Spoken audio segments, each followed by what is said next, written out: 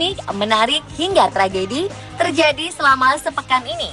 Rangkaian peristiwa tersebut kami rangkum dalam segmen On This Week malam ini.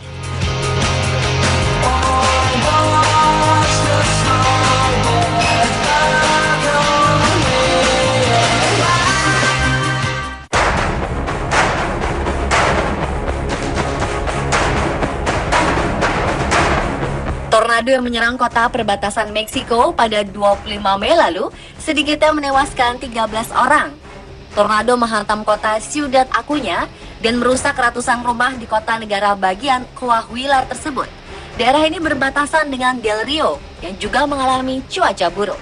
Gambar dan video saat kejadian menunjukkan mobil-mobil berterbangan dan menghantam bangunan.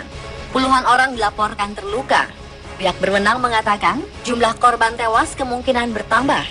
Gubernur Coahuila, Ruben Moreira, dalam kunjungannya ke lokasi kejadian mengatakan 10 orang dewasa dan 3 anak dikonfirmasi tewas. Sementara itu, seorang bayi hilang dan 150 orang telah dibawa ke rumah sakit karena terluka.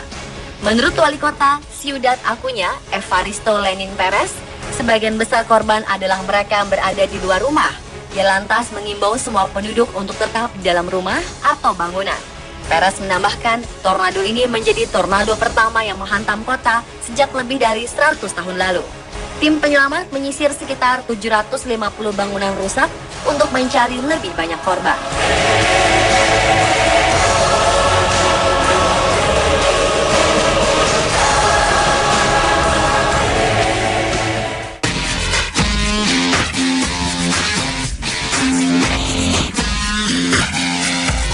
Masalah pencemaran lingkungan dewasa ini semakin memprihatinkan. Salah satu contoh nyatanya adalah Danau Belandur di India. Baru-baru ini, danau yang ada di kawasan Bangalore itu menjadi bahan pemberitaan karena airnya yang terbakar. Polutan pada air di Danau India begitu tinggi hingga bisa memicu api.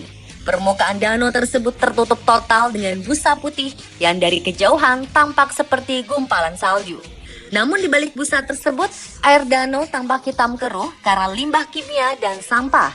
Busa ini bahkan sempat memercikkan api hingga beberapa kali. Warga setempat juga mengeluhkan gatal-gatal dan iritasi karena kontaminasi busa tersebut.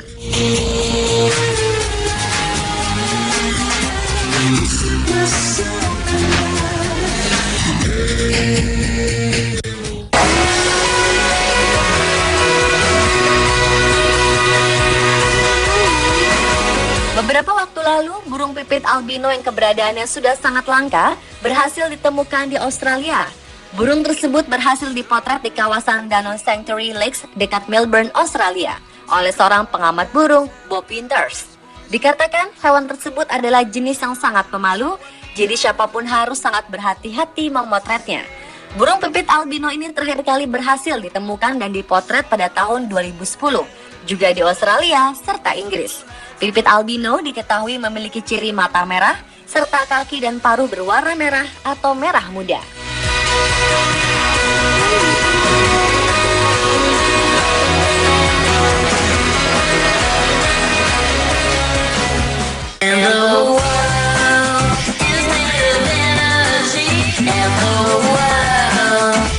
Pihak berwenang Kota Paris, Prancis akan membongkar ratusan ribu gembok simbol cinta yang ditempatkan oleh para wisatawan di pagar jembatan di atas Sungai Seine.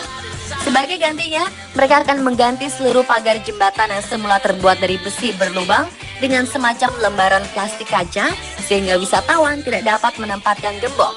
Hal ini dilakukan untuk mencegah jembatan bersejarah itu runtuh karena dibebani ribuan gembok yang beratnya mencapai 50 ton. Selama ini, pasangan yang datang dari berbagai penjuru dunia memasang gembok sebagai simbol cinta di ruas pagar jembatan itu. Lalu mereka membuang kuncinya ke Sungai Seine yang mengalir di bawahnya.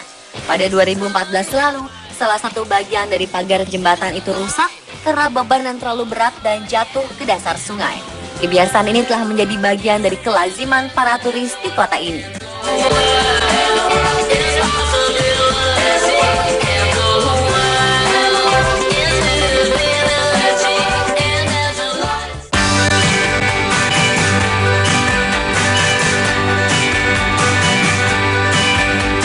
Seorang nenek berusia 65 tahun telah melahirkan bayi kembar 4 di sebuah rumah sakit di kota Berlin, Jerman pekan ini.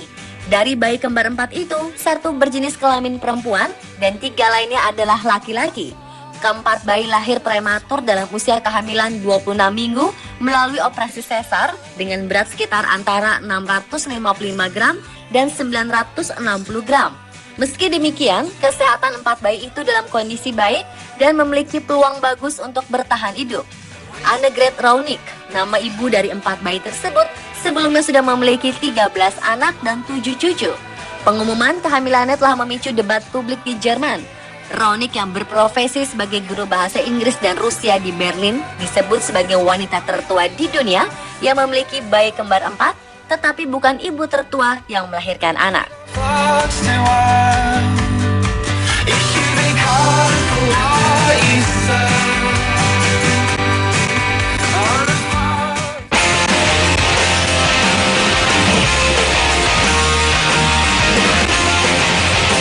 Jordan Norcat, putra pertama Andy Rif, menjadi perbincangan hangat di dunia hiburan beberapa waktu ini.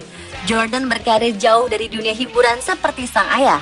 Bila ayahnya serius berkecimpung di dunia musik, sang buah hati justru bergabung di National Guard US Army. Tentunya hal ini memberikan sebuah kebanggaan tersendiri sekaligus sedikit rasa khawatir. Sebagai seorang prajurit, tugas untuk diberangkatkan ke medan perang tentunya sudah menjadi makanan wajib bagi Jordan Norcat. Hal itulah yang merupakan sumber dari rasa khawatir Andy. Meski begitu, sebagai seorang ayah, Andy mendukung keinginan sang anak.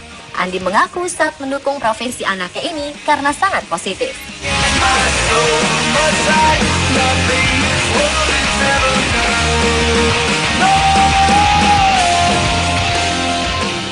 There's a picture on my kitchen wall, looks like Jesus and his friends involved. Joseph Robinette Bob Biden III, putra tertua Wapres AS Joe Biden, meninggal dunia karena kanker.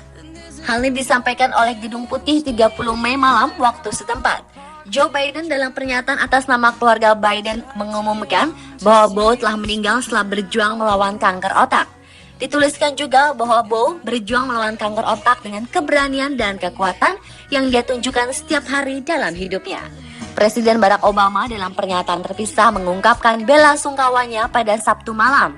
Bo Biden adalah mantan jaksa agung di negara bagian Delaware. Veteran perang Irak ini menjadi salah satu tokoh masyarakat paling populer dan dianggap terdepan dalam merebut kompetisi kursi gubernur Delaware pada 2016. Namun pada 2013, dia mengaku telah memulai pertarungan dengan kanker yang menyerangnya.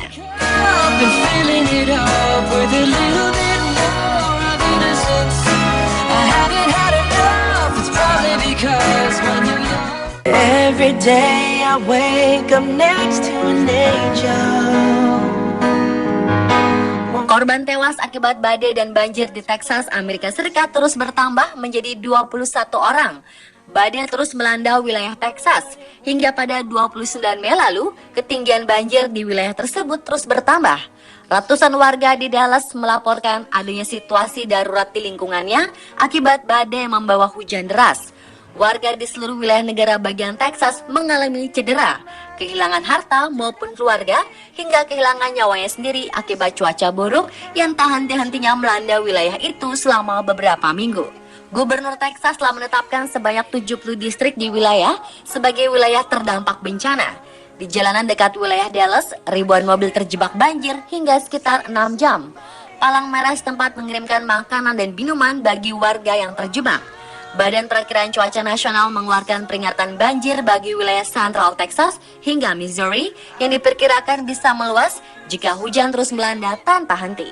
Banjir dan badai memicu serangkaian insiden yang sejauh ini telah merenggut 21 nyawa di beberapa wilayah. Presiden Obama pun telah menandatangani deklarasi bencana bagi Texas yang berarti mencarikan anggaran federal untuk dialirkan ke Texas demi membantu pembangunan kembali wilayah tersebut usai banjir.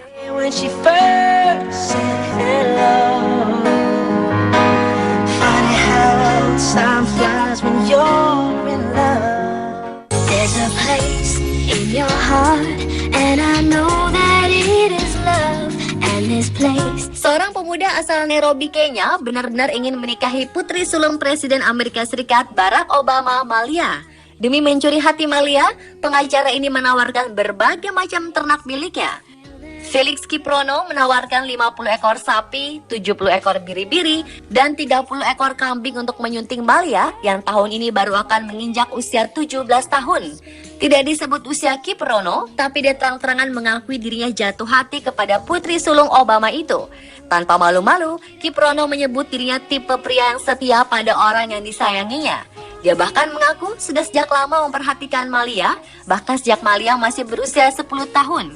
Kiprono kini tengah menyusun sebuah surat untuk mengutarakan niatnya menikahi Malia dan berencana mengirimkannya kepada Kedutaan Besar Amerika Serikat di Kenya agar diteruskan kepada keluarga Obama.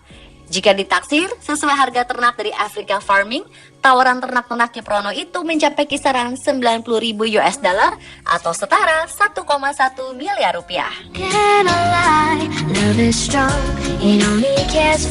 Pemirsa, itulah On This Week versi On The Spot. If we try, we shall see. In this bliss we cannot feel. Fear or dread, stop existing as I live in.